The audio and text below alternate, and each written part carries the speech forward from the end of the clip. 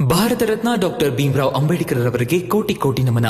ಇವರ ಜೀವನವನ್ನು ಆಧರಿಸಿ ಈ ಧಾರಾವಾಹಿಯನ್ನು ನಿರ್ಮಿಸಲಾಗಿದೆ. ರಾಷ್ಟ್ರಕ್ಕೆ, ರಾಷ್ಟ್ರದ ಜನರಿಗೆ ಅಂಬೇಡ್ಕರರ ಕೊಡುಗೆ ಅಪಾರ.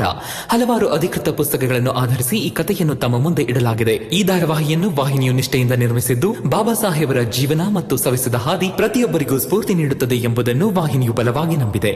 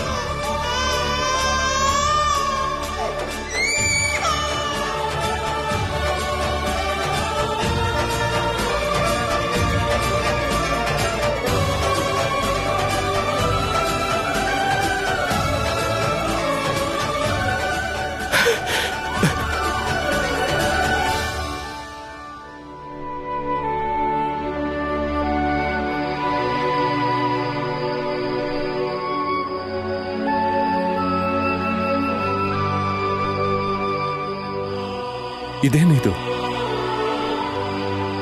ಇವನು ಬರ್ತಿದ್ದ ಹಾಗೆ ಎಲ್ಲ ಶಾಂತವಾಗೋಯ್ತು.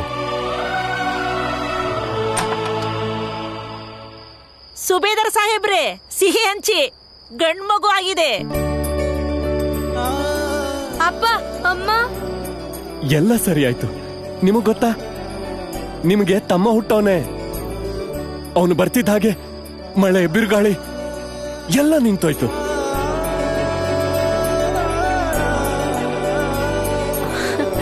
ಅಲ್ಲಲ್ಲಲ್ಲೇ ಮುದ್ದು ಕಂದ.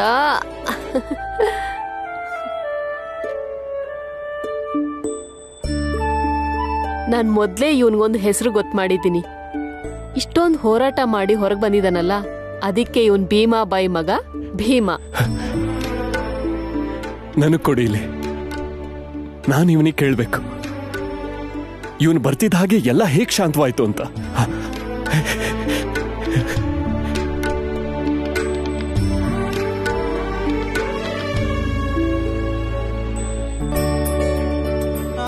ರಾಮ್ಜಿ, ರಾಮ್ಜಿ, ರಾಮ್ಜಿ, ರಾಮ್ಜಿ, ಈಗಷ್ಟೇ ಹುಟ್ಟಿರೋ ಮಗುನ ಹೊರಗೆ ಕರ್ಕೊಂಡು ಹೋಗ್ಬಾರ್ದು.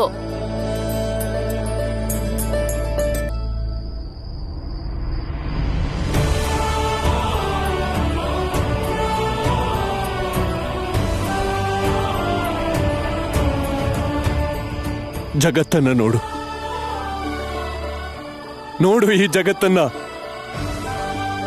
ಅರ್ಧ ರಾತ್ರಿಲಿ ಜಗತ್ತನ್ನು ತೋರಿಸ್ತಾ ಇದ್ದೀರಾ, ಕತ್ಲಲ್ಲಿ ಏನ್ ನೋಡ್ತಾನೆ ಅವನ್ ರಾಮ್ಜಿ? ಬೆಳಕನ್ನ. ಎಷ್ಟೇ ಕತ್ಲು ತುಂಬಿದ್ರು ಅದಕ್ಕೊಂದು ಕಾಲ ಬರುತ್ತೆ, ಅದು ಕರಗಲೇಬೇಕು. ಇಷ್ಟೊಂದು ಕಷ್ಟಪಟ್ಟು ಭೂಮಿಗೆ ಬಂದಿದ್ಯಾ, ಈಗ ಕತ್ಲು ಕರಗತ್ತೆ.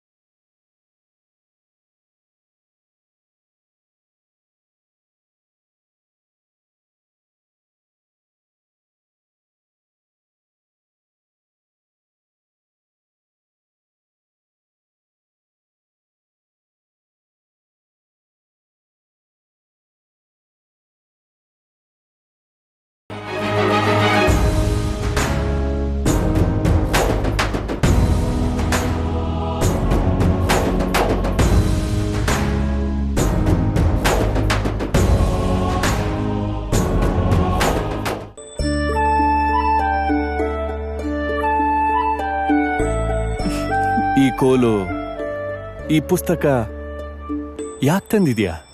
ಅಪ್ಪ, ನಂಗಿದಿಷ್ಟವಾದ ಪುಸ್ತಕ. ಒಳ್ಳೆ ಬಟ್ಟೆ ಜೊತೆ ಒಳ್ಳೆ ಪುಸ್ತಕ ಇರ್ಲೇಬೇಕಲ್ವಾ? ಹಾ ಹಾ, ಯಾಕಿಲ್ಲ?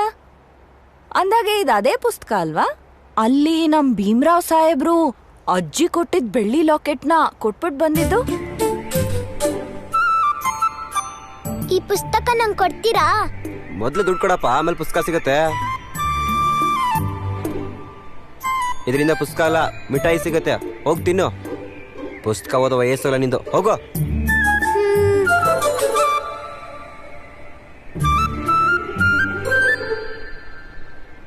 ಇದನ್ ಕೊಟ್ರೆ ಪುಸ್ತಕ ಕೊಡ್ತೀರಾ?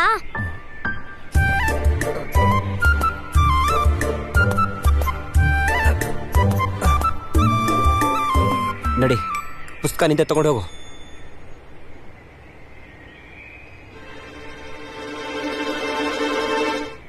ಅಪ್ಪ ಇನ್ನೊಂದು ಕೊಡಿಸ್ತಾರಲ್ವಾ? ನಡಿ. ಅಬ್ಬಾ ದೇವ್ರೆ, ಬಾಲ ನಿಂಗ್ ನೆನ್ಪಿದೆ ಅಲ್ವಾ? ಈ ಹುಡ್ಗ ಮತ್ತೆ ಪುಸ್ತಕ ವಾಪಸ್ ಕೊಡ್ಲೇ ಇಲ್ಲ. ಮತ್ ಅಜ್ಜಿ ಕೊಟ್ಟಿದ್ ಬೆಳ್ಳಿ ಲಾಕೆಟ್ಟು ಈ ಪುಸ್ತಕದ ಬದಲಾಗಿ ಹೊರಟೆ ಹೋಯ್ತು. ಬೆಳ್ಳಿ ಲಾಕೆಟ್ ಇದನ್ನೆಲ್ಲ ಕಳ್ಸ್ಕೊಡುತ್ತಾ? ಇದರಿಂದ ತುಂಬಾ ಕಲ್ತ್ಬಿಟ್ಟಿದೀನಿ. ಇದು ವಿಜ್ಞಾನದ ಪುಸ್ತಕ. ಇದ್ರಲ್ಲಿ ಹೇಳಿದ್ದಾರೆ ಕೆಲವು ವಸ್ತು ಯಾಕೆ ತೇಲುತ್ತೆ, ಯಾಕೆ ಮುಳುಗುತ್ತೆ, ಯಾಕೆ ಭಾರ ಇದೆ, ಯಾಕೆ ಹಗುರ ಇದೆ ಅಂತ. ಅದನ್ನೆಲ್ಲ ಇದ್ರಲ್ಲಿ ಹೇಳಿದ್ದಾರೆ. ಬೆಳ್ಳಿ ಲಾಕೆಟ್ಟು ಇದನ್ನೆಲ್ಲ ಹೇಳ್ಕೊಡುತ್ತಾ?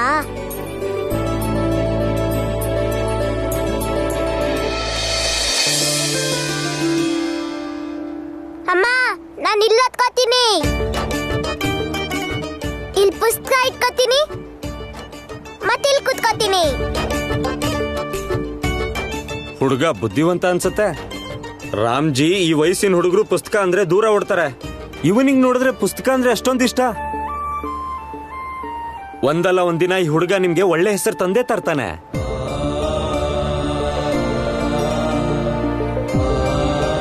ಈ ಬಟ್ಟೆ ಗಲೀಜ್ ಯಾಕಾಯ್ತು? ಯಾಕಂದ್ರೆ ಈ ಹೊಟ್ಟೆಲ್ಲ ಈ ಜಾಗ ಒರೆಸಿದ್ದು. ನೀನೇ ಹೇಳಕ್ಕ, ಇಷ್ಟೊಂದು ಧೂಳಿರೋ ಜಾಗದಲ್ಲಿ ನನ್ನ ಪುಸ್ತಕ ಹೇಗಿಡ್ಲಿ? ಅದಕ್ಕೆ ಹಾಕೊಳ್ಳೋ ಬಟ್ಟೆಲಿ ಒರ್ಸೋದಾ? ನೋಡಿ ಎಷ್ಟು ಗಲೀಜಾಗಿದೆ ಅಂತ. ನನ್ನ ಬಟ್ಟೆನ ಒಗಿಬೋದು, ಪುಸ್ತಕ ಗಲೀಜಾಗಿದ್ರೆ ಏನ್ ಮಾಡೋದು? ಅದಕ್ಕೆ ಬಟ್ಟೆನ್ ಗಲೀಜ್ ಮಾಡೋದಾ? ಹೋಗ್ ನೀನೇ ಒಕ್ಕೋ. ನಾನಂತೂ ನಿನ್ ಬಟ್ಟೆ ಒಗ್ಯಲ್ಲ. ಇನ್ಮೇಲಿಂದ ನೀನ್ ಹಾಕೊಂಡಿರೋ ಬಟ್ಟೆ ತೆಗ್ದು ಯಾವತ್ತೂ ಧೂಳು ಒರ್ಸೋ ಕೆಲ್ಸ ಮಾಡ್ಬೇಡ. ಮಾಡು ಭೀಮಾ, ಜೀವನ ಪೂರ್ತಿ ಮಾಡ್ತಾ ಇರು. ಧೂಳು ತುಂಬಿರೋ ಎಲ್ಲಾ ಜಾಗನೂ ಶುದ್ಧ ಮಾಡ್ತಿರು. ಅಲ್ಲಿಗೆ ಪುಸ್ತಕ ಮತ್ತೆ ಜ್ಞಾನನ ತುಂಬಿಸು. ಬೇರೆ ಎಲ್ಲದಕ್ಕಿಂತ ಹೆಚ್ಚಾಗಿ ಪುಸ್ತಕಕ್ಕೆ ಮಹತ್ವ ಕೊಡು, ಜ್ಞಾನಕ್ಕೆ ಮಹತ್ವ ಕೊಡು. ನೋಡ್ದ್ಯಾ ಅಕ್ಕ, ಅಪ್ಪ ಬೇಡ ಅಂದ್ರು. ನಾನೀ ಬಟ್ಟೆ ತೊಳೆಯಲ್ಲ, ತಗೋ ನೀನೇ ತೊಳಿ. ನಮಸ್ಕಾರ. ನಮಸ್ಕಾರ. ಪ್ರಿನ್ಸಿಪಾಲ್ ಕೋಣೆ ಎಲ್ಲಿದೆ? ಮಕ್ಕಳನ್ನ ಸೇರಿಸ್ಬೇಕಿತ್ತು. ಬನ್ನಿ, ನಾನು ತೋರಿಸ್ತೀನಿ. ಆಯ್ತು, ಈ ಕಡೆ ಬನ್ನಿ. ಹಾ. ನಿಮ್ಮ ಮಕ್ಕಳ ಹೆಸರು ಹೇಳಿ. ಬಾಲಾರಾವ್, ಆನಂದ್ ರಾವ್, ಭೀಮ್ರಾವ್. ಸರ್ನೇಮ್ ಹೇಳಿ. ಸರ್,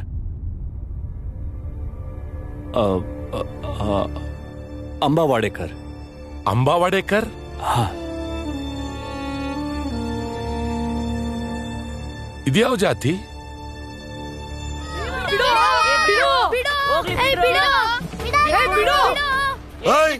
ಬಿಡ್ರ, ತಲೆ ಏನಾದ್ರೂ ಕೆಟ್ಟಿದ್ಯಾ ನಿನ್ಗೆ? ಎಷ್ಟು ಧೈರ್ಯ ನಿನ್ಗೆ ಈ ಹುಡುಗರ ಜೊತೆ ಗಲಾಟೆ ಮಾಡೋದಕ್ಕೆ? ನಡಿ ಆಚೆಗೆ. ಈಗಿಂದೀಗಲೇ ತರಗತಿಯಿಂದ ಆಚೆ ಹೋಗ್ತಾ ಇರ್ಬೇಕು. ಆದ್ರೆ ಗುರುಗಳೇ, ನಾನು ಇದೇ ತರಗತಿಗೆ ಸೇರ್ಕೊಂಡಿದ್ದೀನಲ್ಲ. ಸೇರ್ಕೊಂಡ್ಬಿಟ್ರೆ ಇಡೀ ತರಗತಿನೇ ಕೊಂಡ್ಕೊಂಡ್ಬಿಟ್ಟಿದೀನಿ ಅನ್ಕೊಂಡಿದ್ಯಾ? ಹೇಳ್ದೆ ತಾನೇ, ಹೋಗ್ತಾ ಇರು. ಹೋಗೋ. ಗುರುಗಳೇ, ನಾನು ಹೊರಗೋದ್ರೆ ಓದೋದು ಹೇಗೆ? ಇಲ್ಲಿಂದ ಆಚೆ ಹೋಗಿ ಅಲ್ಲಿ ಚೀಲ ಇಟ್ಕೊಂಡು ದೂರದಿಂದ ಪಾಠ ಕೇಳು. ಹಾ, ಆದ್ರೆ ಗುರುಗಳೇ, ಎಲ್ಲ ಮಕ್ಕಳು ಒಳಗ್ ಕೂತಿರ್ತಾರೆ, ನಾವ್ಯಾಕೆ ಹೊರಗ್ ಕೂರ್ಬೇಕು? ವಾದ ಮಾಡ್ತೀಯಾ? ನನ್ನ ಹತ್ರನೇ ವಾದ ಮಾಡ್ತೀಯಾ? ಹೋಗೋ, ಇಲ್ಲಿಂದ ಹೋಗೋ. ನಡಿ ನಡಿ ನಡಿ ನಡಿ. ಎಲ್ರೂ ನಿಮ್ ಜಾಗದಲ್ಲಿ ಕೂತ್ಕೊಳ್ಳಿ. ಪುಸ್ತಕ ತೆಗೀರಿ ಬೇಗ ಬೇಗ. ಭೀಮಾ ಬೈಲಿ.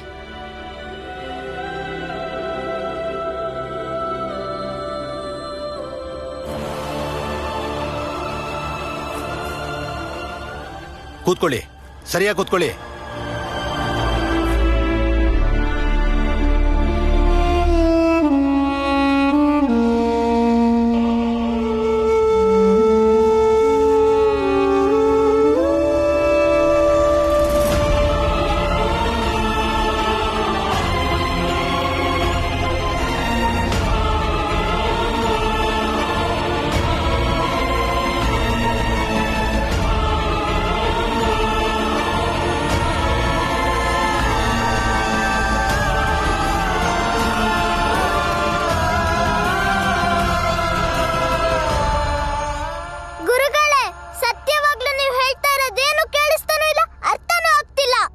ಎಷ್ಟು ಕೇಳಿಸುತ್ತೋ ಅಷ್ಟೇ ಸಾಕು ನಿನ್ಗೆ. ಓದ್ ಕಲ್ತು ನೀನೇನ್ ಬ್ಯಾರಿಸ್ಟರ್ ಆಗ್ತೀಯಾ? ಎಲ್ಲ ನಿನ್ ಕಿವಿ ಕೇಳಿಸ್ಬಿಡ್ಬೇಕೇನೋ? ಎಲ್ಲಿ ನಿಂತಿದ್ಯೋ ಅಲ್ಲಿಂದಲೇ ಪಾಠ ಕೇಳು, ಅರ್ಥ ಆಯ್ತೇನೋ? ನಾವ್ ನಿನ್ ಜೊತೆ ಆಟ ಆಡಕ್ಕಾಗಲ್ಲ. ಇನ್ನೊಂದ್ಸಲ ನಮ್ ಬಾಲ್ ನ ಮುಟ್ಬಾರ್ದು, ನೆನ್ಪಿಡ್ಕೊಂಬಿಡು. ಕೊಚ್ಚೆಯಿಂದ ಬಾಲ್ ತೆಗಿಯೋನೆ, ನಿನ್ ಜೊತೆ ನಾವ್ ಕೂರೋದಿಲ್ಲ.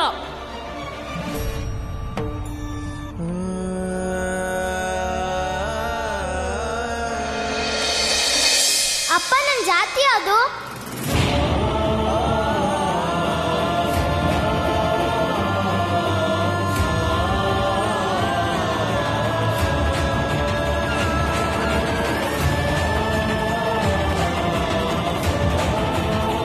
ಹೇಳಿ ಅಪ್ಪ, ನನ್ ಜಾತಿ ಯಾವುದು?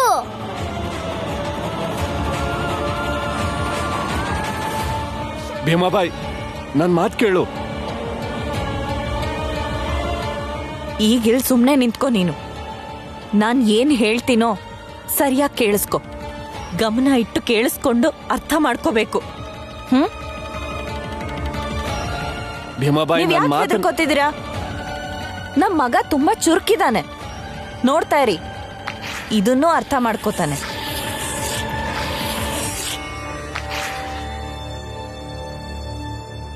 ಭೀಮಾ, ಈ ವೃತ್ತ ನಮ್ಮ ಇಡೀ ಸಮಾಜ ಅನ್ಕೋ.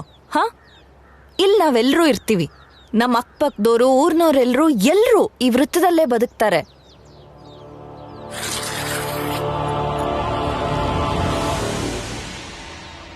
ಈಗ ಈ ವೃತ್ತದ ಮಧ್ಯೆ ಒಂದ್ ಗೆರೆ ಇದೆ. ಈ ಗೆರೆ ಈ ವೃತ್ತನ 2 ಭಾಗ ಮಾಡಿದೆ.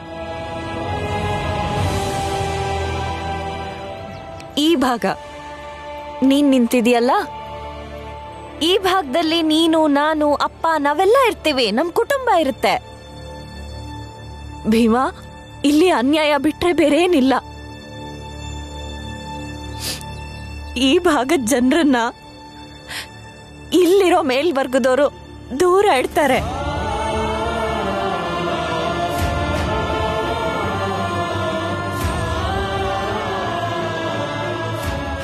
ನಮ್ಮನ್ನ ಅವರು ಮನುಷ್ಯರು ಅಂತಾನು ನೋಡಲ್ಲ.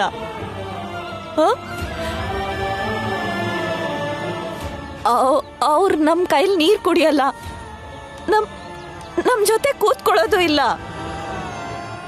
ಅವ್ರು ನಮ್ ನೆರಳು ಕಂಡ್ರು ಓಡ್ ಹೋಗ್ತಾರೆ.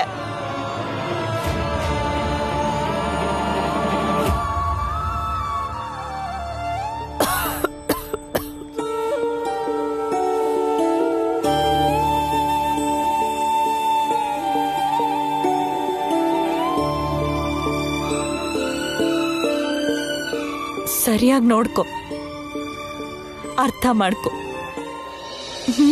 ಅಪ್ಪ, ನಾವು ಇಲ್ಲಿರೋದಕ್ಕ ನಮ್ಮನ್ನ ತರಗತಿಯಿಂದ ಹೊರಗೆ ನಿಲ್ಸೋದು, ನಾವಿಲ್ಲಿರೋದಕ್ಕ ನಮ್ಮನ್ನ ತರಗತಿಯಲ್ಲಿ ಎಲ್ಲರಿಂದ ಬೇರೆ ಕೂರ್ಸೋದು, ನಾವಿಲ್ಲಿರೋದಕ್ಕ ಸ್ಕೂಲ್ ಪಿಯೋನ್ ತಾತ ನಮಗ್ ನೀರ್ ಕೊಡಲ್ಲ ಅನ್ನೋದು, ನಾನು ಸ್ಕೂಲ್ಗೆ ಹೋಗೋದಿಲ್ಲ.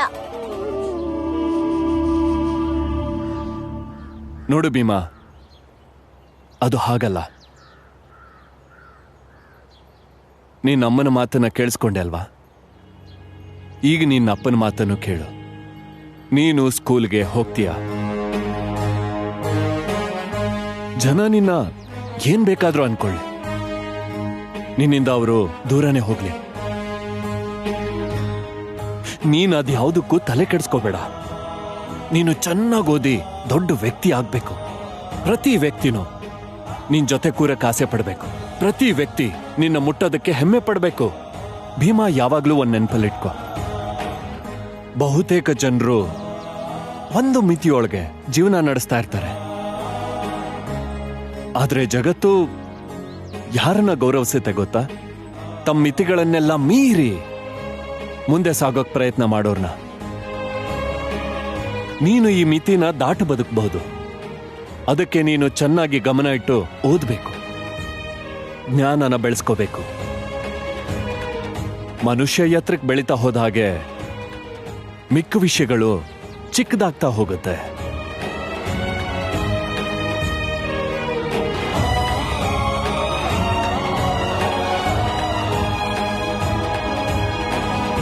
ಅಮ್ಮ, ನಾವು ಜಾತಿ ಬದಲಾಯಿಸಕ್ಕಾಗಲ್ಲ, ಆದ್ರೆ ನಮ್ ಸ್ಥಾನನ ಬದಲಾಯಿಸ್ಬೋದಲ್ವಾ? ನನ್ ಮುಂದೆ ಎಲ್ರಿಗೂ ಗೌರವ.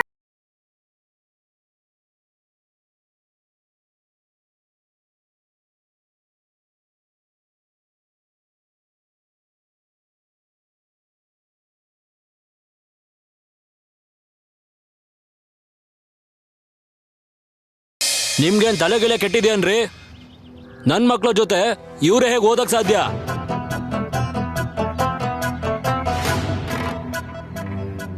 ನನ್ನ ಮಕ್ಕಳು ಒಳ್ಳೆ ಮನೆತನದಿಂದ ಬಂದಿರೋರು. ಧರ್ಮ ಕರ್ಮ ಎಲ್ಲ ಚೆನ್ನಾಗಿ ಗೊತ್ತಿದೆ ಅವರಿಗೆ. ದೊಡ್ಡ ತಪ್ಪು ಮಾಡ್ತಿದ್ದೀರಾ ನೀವೆಲ್ಲ. ಹೌದು ಸೇಠ್ಜಿ, ನೀವು ಸರಿಯಾಗಿ ಹೇಳಿದ್ರಿ. ಇವ್ರು ಈ ಶಾಲೆಯಲ್ಲಿ ಇರ್ತಾರೆ ಅಂದ್ರೆ ನಾವು ನಮ್ಮ ಮಕ್ಕಳನ್ನ ಈ ಶಾಲೆ ಕಳಿಸೋದೇ ಇಲ್ಲ. ಶಾಂತರಾಗಿ ಸೇಠ್ಜಿ, ಸ್ವಲ್ಪ ಅರ್ಥ ಮಾಡ್ಕೊಳ್ಳಿ. ಇವರು ನಿಮ್ ಮಕ್ಕಳ ಜೊತೆ ಕೂತು ಓದ್ತಿಲ್ಲ. ಈ ಮಕ್ಕಳು ಮೂಲೆಯಲ್ಲಿ ಕೂತ್ಕೊಂಡು ಓದ್ಕೋತಾರಷ್ಟೇ. ನಿಮ್ ಮಕ್ಕಳಿಂದ ಬೇರೆನೆ ಕೂತ್ಕೋತಾರೆ, ಹತ್ರಕ್ಕೂ ಬರಲ್ಲ. ಅವ್ರಿಲ್ಲಿ ಓದೋದಕ್ಕೆ ನಾವು ಬಿಡೋದಿಲ್ಲ.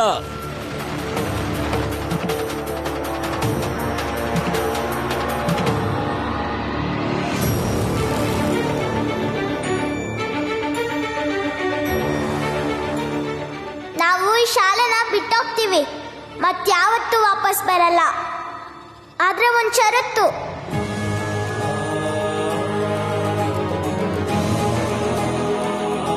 ಏನ್ ಷರತ್ತು? ನೀವು ನನ್ನ ತರಗತಿಯಿಂದ ಯಾವ ಪುಸ್ತಕನಾದ್ರೂ ತಗೊಳ್ಳಿ, ಅದ್ರಲ್ಲಿ ನಂಗೆ 5 ಪ್ರಶ್ನೆ ಕೇಳಿ. ಅದ್ರಲ್ಲೇನಾದ್ರೂ ನಾನು ಒಂದ್ ತಪ್ಪುತ್ರ ಕೊಟ್ರೆ ನಾವೀಗಿಂದೀಗ್ಲೇ ಈ ಸ್ಕೂಲ್ ಬಿಟ್ಟು ಹೊರಟೋಗ್ತೀವಿ.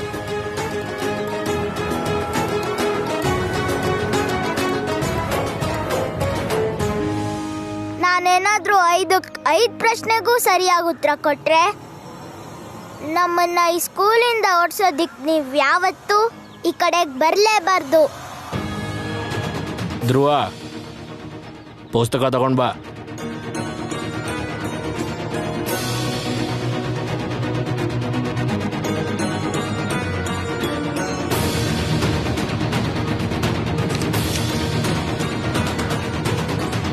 ಸರಿ ಹೇಳು, ಸಂಸ್ಕೃತ ವರ್ಣಮಾಲೆಯಲ್ಲಿ ಎಷ್ಟು ಸ್ವರ, ಎಷ್ಟು ವ್ಯಂಜನಗಳಿವೆ?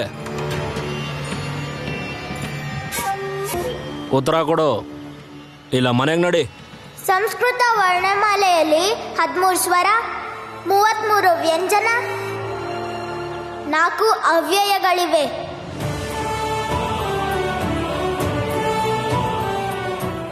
ಎಲ್ಲ ಸೇರಿಸಿದ್ರೆ 50 ವರ್ಣಗಳಿವೆ. ಇದರಲ್ಲಿ ಸ್ವರ ಲಯ ಸೂಚಕ, ವ್ಯಂಜನ ಶೃಂಗಾರ ಸೂಚಕ. ಅಪ್ಪ, ನೀನ್ ಸ್ಕೂಲ್ಗೆ ಹೋಗಿದ್ಯಲ್ವಾ? ಹೌದಪ್ಪ, ಆದ್ರೆ ಭೀಮ ಮತ್ತೆ ತೊಂದರೆ ಸಿಗಾಕೊಂಡಿದ್ದಾನೆ. ನೀವ್ ಬನ್ನಿ ಬೇಗ. ಏನಾಯ್ತು? ನೀವೇ ಬಂದು ನೋಡಿ ಅಪ್ಪ, ನಡೀರಿ.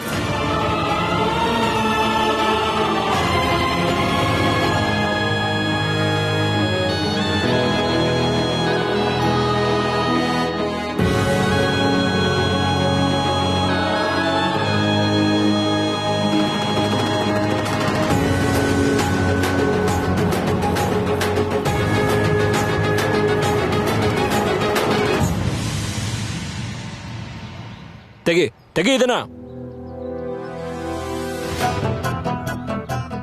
ಇವಾಗ ಹೇಳು ನೋಡೋಣ. ಸಜ್ಜಿ, 5 ಪ್ರಶ್ನೆಗಳ ಷರತ್ತಿದ್ದು ಈಗಾಗಲೇ 15 ಕೇಳಿದ್ದೀರಾ. ಹೊರಡಿ ಇಲ್ಲಿಂದ. ಮಕ್ಕಳನ್ನ ಹೊರಗೆ ಕಳ್ಸೋದಕ್ಕೆ ಇನ್ಯಾವತ್ತೂ ಈ ಶಾಲೆ ಕಡೆ ನೀವು ಬರ್ಕೊಡುದು.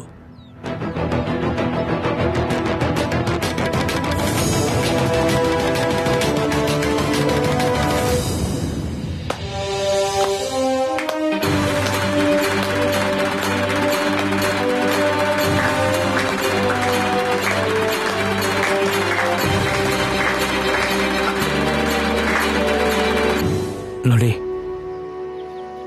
ನಿಮ್ಮ ಮಗ ಬಹಳ ಬುದ್ಧಿವಂತ. ಅವನ ಯೋಚನೆನೇ ವಿಭಿನ್ನವಾಗಿದೆ.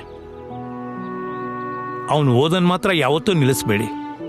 ಅದು ಎಷ್ಟೇ ಕಷ್ಟ ಆದರೂ ಸರಿ, ಖಂಡಿತ ಗುರುಗಳೇ, ನನ್ ಕನ್ಸು ಕೂಡ ಅದೇ ಆಗಿದೆ. ಭೀಮಾ ಎಲ್ಲಿವರೆಗೂ ಓದ್ತಾನೋ ಅಲ್ಲಿವರೆಗೂ ಓದಿಸ್ತೀನಿ. ಧನ್ಯವಾದ. 23 ಐದ್ಲಾ 115 23. ಇಲ್ಲೇನ್ ಮಾಡ್ತಿದ್ಯಾ?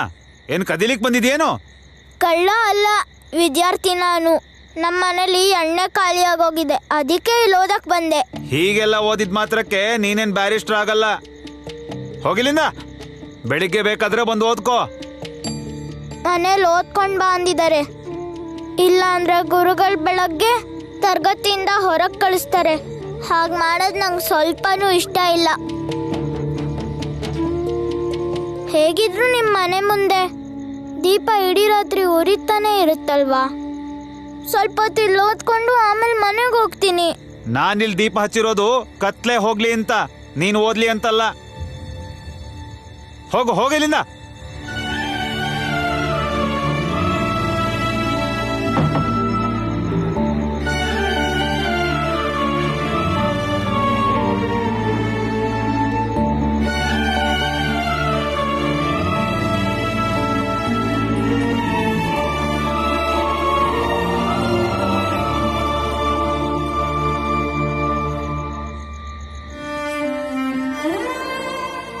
ಚಂದ ಮಾಮ, ರಾತ್ರಿ ಹೊತ್ತು ನಮಗ್ ನೀನ್ ಯಾಕೆ ಬೆಳಕು ಕೊಡ್ಬಾರ್ದು? ನೀನು ರಾತ್ರಿ ಹೊತ್ತು ಬೆಳಕು ಕೊಟ್ರೆ ನಾನು ಚೆನ್ನಾಗಿ ಓದ್ಕೋಬಹುದು.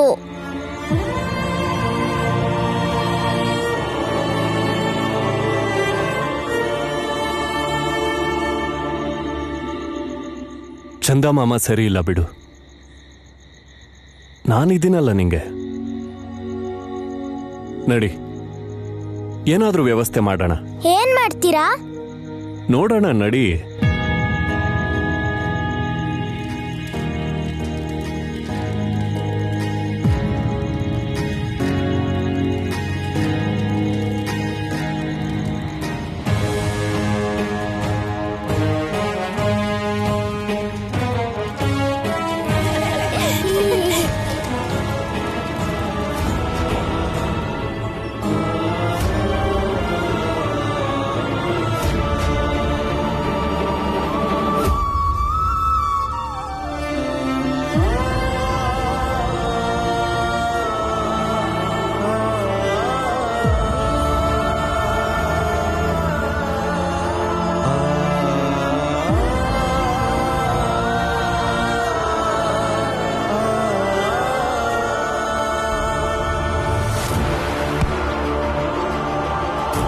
ನಾವು ನಿನ್ ಜೊತೆ ಆಟ ಆಡಕ್ಕಾಗಲ್ಲ. ಇನ್ನೊಂದ್ಸಲ ನಮ್ಮ ಬಾಲ್ನ ಮುಟ್ಟಬಾರ್ದು, ನೆನ್ಪಿಡ್ಕೊಂಬಿಡು. ನಾವು ನಿನ್ನ ಕ್ರಿಕೆಟ್ ಆಡಕ್ ಬಿಡ್ತೀವಿ, ಅದಕ್ಕೆ ನೀನೊಂದು ಕೆಲಸ ಮಾಡಬೇಕು. ನೀನ್ ಅಲ್ಲಿಂದ ಬಾಲ್ ತರಬೇಕಷ್ಟೇ.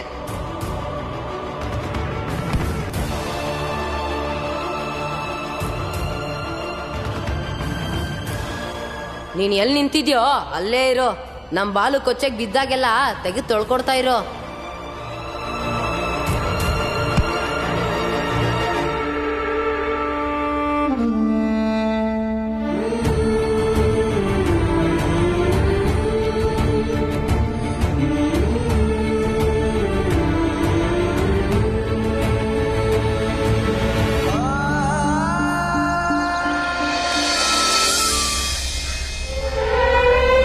ಈ ಕೋಟ್ನ ಇಟ್ಕೋ, ತುಂಬಾ ದುಬಾರಿ ಇದು. ನಮ್ ಜಾತಿಯವರು ಇದನ್ನ ಹಾಕೋತಾರೆ. ಇದನ್ನ ಹಾಕೊಂಡ್ ನೀನ್ ಊಟಕ್ಕೆ ಹೋದ್ರೆ ಅಲ್ಲಿರೋರ್ಗೆ ಯಾರಿಗೂ ಗೊತ್ತಾಗಲ್ಲ ನಿನ್ ಯಾವ ಜಾತಿಯವನಂತ. ಇಲ್ಲಾಂದ್ರೆ ಎಲ್ರೂ ನಿನ್ನ ಅಲ್ಲಿಂದ ಓಡಿಸ್ಬಿಡ್ತಾರೆ. ನಮ್ಗದ್ ಬೇಡ.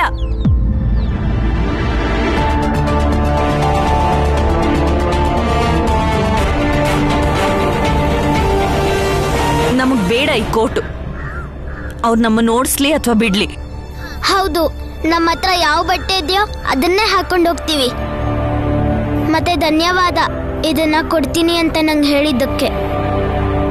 ಇದನ್ ತಗೋ ಭೀಮರಾವ್. ಇದನ್ ತಗೊಂಡ್ರೆ ನನಗ್ ಸಮಾಧಾನ ಆಗತ್ತೆ. ನಾನು ಇಲ್ಲಿವರೆಗೂ ಮಾಡಿರೋ ತಪ್ಪನ್ನ ನೀನ್ ಕ್ಷಮಿಸಿದ್ಯಾ ಅಂತ ಆಗತ್ತೆ.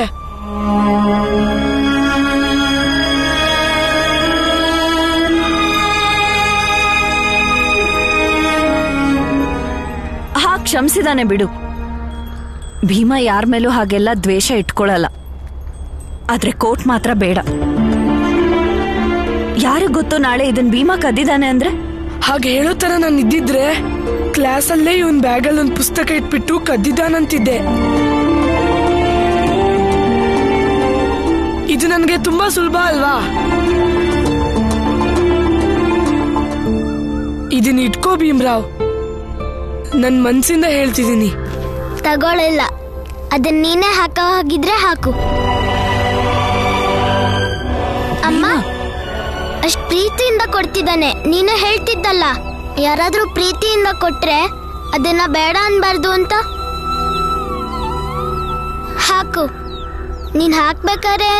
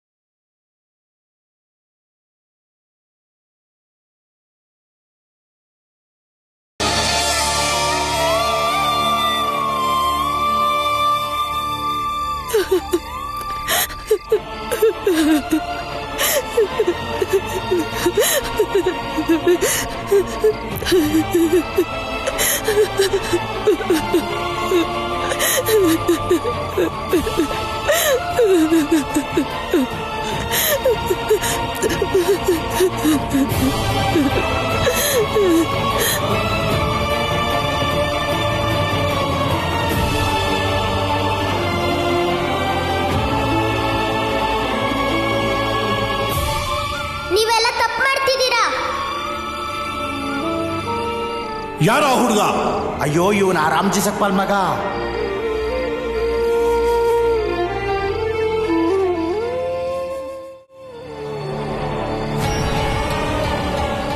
ಬೇಡ ತಗೋ, ನೀನು ಉಪಯೋಗಿಸಿರೋ ಕಂಬಳಿ ಬೇಡ ನನ್ಗೆ. ತಗೊಳ್ಳಿ, ನಿಮಗೆ ಚಳಿ ಆಗ್ತಿದೆ ತಾನೆ? ಸಾಯ್ತೀನಿ, ಆದ್ರೆ ನೀನ್ ಮುಟ್ಟಿರೋ ಕಂಬಳಿ ಮಾತ್ರ ಬೇಡ ನನ್ಗೆ. ಸತ್ರೆ ಕೊನೆ ಪಕ್ಷ ಮುಕ್ತಿ ಆದ್ರೂ ಸಿಗುತ್ತೆ. ಇವರೆಲ್ಲ ಸೇರಿ ನನ್ನ ಜೀವನನ ಹಾಳು ಮಾಡಿದ್ದಾರೆ. ಈಗ ಈ ಕಂಬಳಿ ಕೊಟ್ಟು ನನ್ನ ನರಕ ಕಳಿಸ್ತೀಯಾ? ನೋಡಿದ್ಯಲ್ಲ ಈ ಸಮಾಜ ಎಷ್ಟು ಚೆನ್ನಾಗಿದೆ ಅಂತ. ಈ ಸಮಾಜದ ನಿಯಮಗಳನ್ನ ಪಾಲಿಸ್ಲೇಬೇಕು. ನೀನು ಹೋಗಿಲ್ಲಿಂದ, ಮತ್ಯಾವತ್ತು ನನಗೆ ಸಹಾಯ ಮಾಡಕ್ ಬರ್ಬೇಡ. ನೀನು ಹೋಗಿಲ್ಲಿಂದ.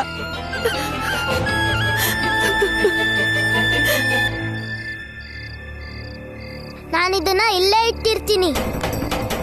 ನೀವು ಜನಕ್ಕೆ ಹೆದ್ರಿ ಇದನ್ನ ಬೇಡ ಅಂತಿದ್ದೀರಾ ಅಲ್ವಾ? ಇದನ್ನ ನೀವು ಹೊತ್ಕೊಳ್ಳಿ. ಇಲ್ಲಿ ನಿಮ್ಮನ್ನ ಯಾರೂ ನೋಡ್ತಿಲ್ಲ.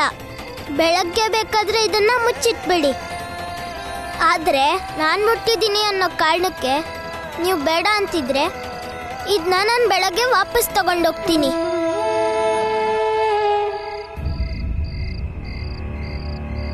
ನೀನು ಯಾರ ಹತ್ರನೂ ಹೇಳಲ್ಲ ಅಲ್ವಾ?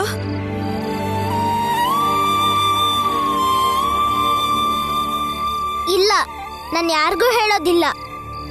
ಮತ್ತೆ ಯಾರಾದ್ರೂ ಈ ಕಂಬಳಿ ಯಾರ್ದು ಅಂತ ಕೇಳಿದ್ರೆ ಏನಂತ ಹೇಳಿ? ನೀವೇನು ಹೇಳಲೇಬೇಡಿ. ಕಂಬಳಿ ಯಾರು ಕೊಟ್ರು ಅಂತ ಜನ ಯೋಚನೆ ಮಾಡ್ತಾನೆ ಇರ್ಲಿ.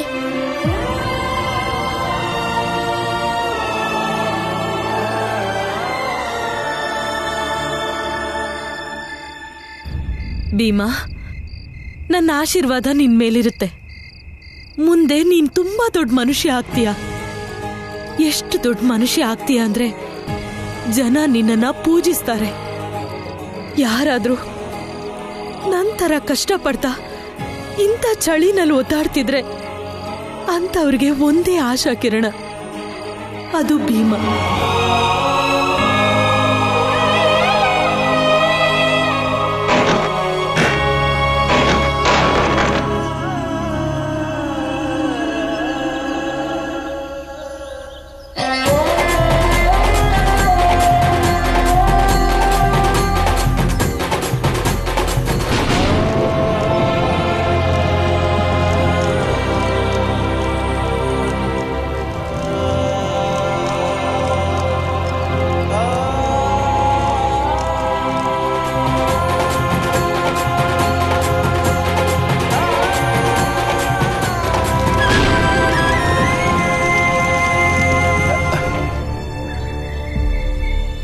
ಹೇಳಿ, ಏನ್ ವಿಷಯ?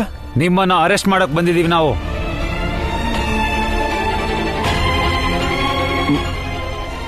ನನ್ನ ಅರೆಸ್ಟ್ ಮಾಡಕ್ಕ? ಅರೆಸ್ಟಾ? ಯಾಕೆ? ಏನ್ ಮಾಡ್ದ ಇವನು? ಸಮಾಜದ ಕಟ್ಟುಪಾಡುಗಳನ್ನು ಮುರಿದಿದ್ದಾರೆ. ಸಮಾಜದಲ್ಲಿ ಜನ ದಂಗೆ ಹೇಳೋ ಥರ ಮಾಡಿದ್ದಾರೆ ಈ ರಾಮ್ಜಿ.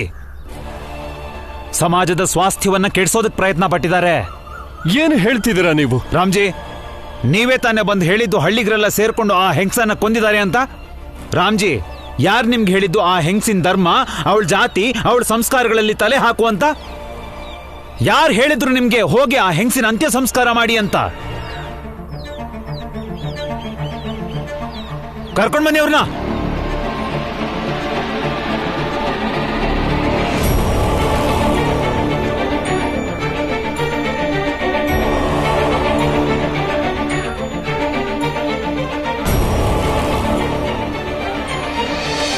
ಬ್ಯಾರಿಸ್ಟರ್ ಸರ್, ಹೋಗಕ್ಕೂ ಮುಂಚೆ ನಿಮ್ಮ ಹತ್ರ ಒಂದು ಮಾತು ಹೇಳ್ತೀನಿ. ಹೇಳು. ನಮ್ಮ ಅಪ್ಪ ಒಬ್ರು ರಿಟೈರ್ಡ್ ಸುಬೇದಾರ್. ಒಂದ್ಸತಿ ಕೆಲ್ಸಕ್ಕೆ ಹೋಗಕ್ಕೂ ಮುಂಚೆ ಕನ್ನಡಿ ಮುಂದೆ ನಿಂತು ನೋಡ್ಕೋತಿದ್ರು. ಆಗ ನಾನು ಅವ್ರ ಹತ್ರ ಕೇಳ್ದೆ, ಏನ್ ನೋಡ್ಕೋತಿದ್ದೀರಾ ಅಪ್ಪ? ನಾನು ಏನ್ ನೋಡ್ತಾ ಇದ್ದೆ ಅಂದ್ರೆ, ನನ್ನ ಮುಖ ನಾನೇ ನೋಡ್ಕೊಳಕ್ಕಾಗತ್ತಾ ಅಥವಾ ಆಗಲ್ವಾ ಅಂತ. ಅಂದ್ರೆ ಅಂದ್ರೆ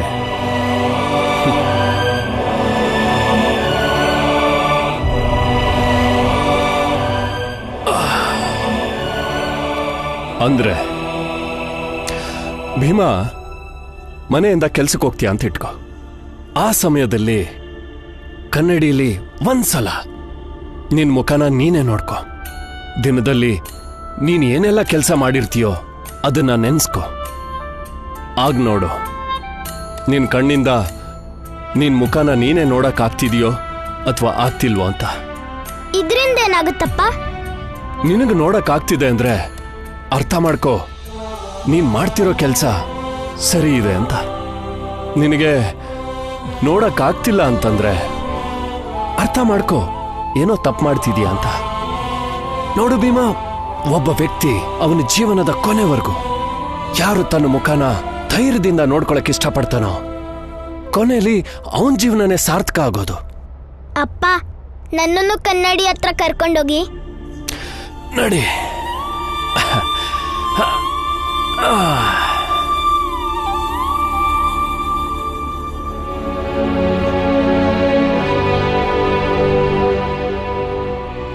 ಅಪ್ಪ, ನಾನು ನನ್ನ ಮುಖ ನೋಡ್ಕೋತಿದ್ದೀನಿ.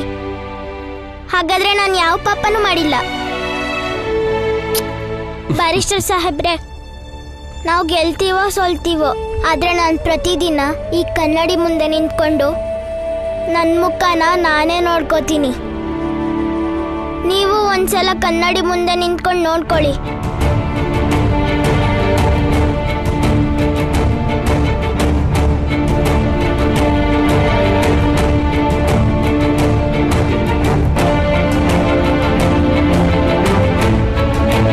ರಾಮ್ಜಿ ಸಕ್ಪಾಲ್ ರವರನ್ನು ನ್ಯಾಯಾಲಯವು ಅಪರಾಧಿ ಎಂದು ಘೋಷಿಸುತ್ತದೆ.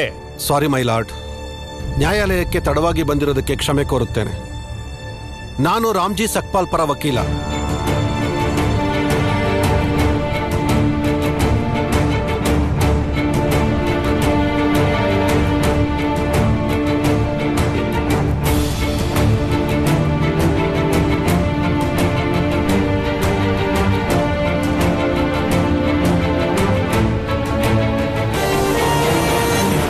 ಇಲ್ಲಿಯವರೆಗೂ ವಾದ ವಿವಾದಗಳನ್ನು ಆಲಿಸಿದ ನಂತರ ನ್ಯಾಯಾಲಯವು ಈ ಕೆಳಕಂಡ ತೀರ್ಪನ್ನು ಪ್ರಕಟಿಸುತ್ತಿದೆ.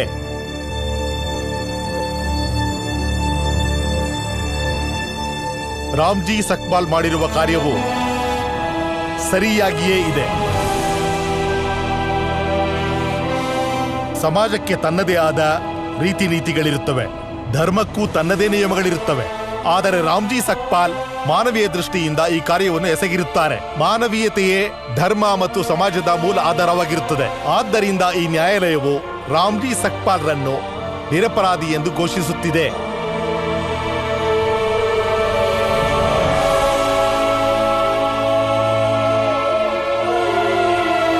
ಇವತ್ ನಿಜವಾಗ್ಲೂ ಗೆದ್ದಿರೋದು ನೀನು. ನಮ್ಗೆಲ್ಲ ನೀನೇ ನಾಯಕ. ಮತ್ ನಾವೆಲ್ಲರೂ ನಿನ್ನ ಅನುಯಾಯಿಗಳು.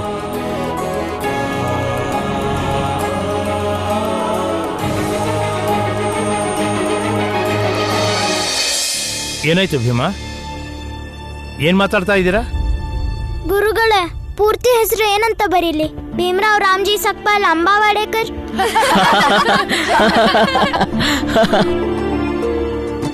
ನಂಗೇನು ತೋಚ್ತಾನೆ ಇಲ್ಲ.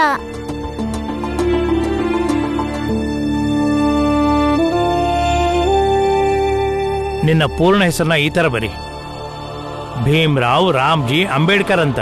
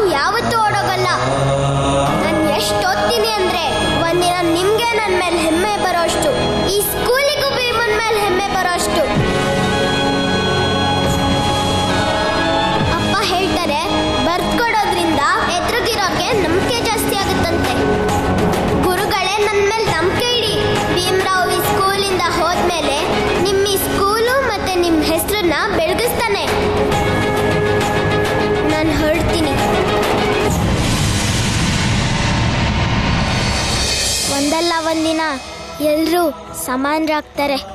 ಆಗ ಜೀವನ ಎಷ್ಟು ಚೆನ್ನಾಗಿರುತ್ತೆ. ಆ ರೀತಿ ಹಾಗೆ ಆಗುತ್ತೆ. ನಾನು ಚೆನ್ನಾಗಿ ಓದಿ ಇದನ್ನ ಸರಿ ಮಾಡೇ ಮಾಡ್ತೀನಿ. ಎಲ್ಲ ಕಡೆ ಅಸಮಾನತೆ ತಾಂಡವವಾಡುತ್ತಿದ್ದ ಕಾಲದಲ್ಲಿ ಹುಟ್ಟಿದ ಭೀಮರಾವ್ ಪ್ರಶ್ನೆ ಕೇಳುವಷ್ಟು ಎತ್ತರಕ್ಕೆ ಬೆಳೆದು ನಿಂತ.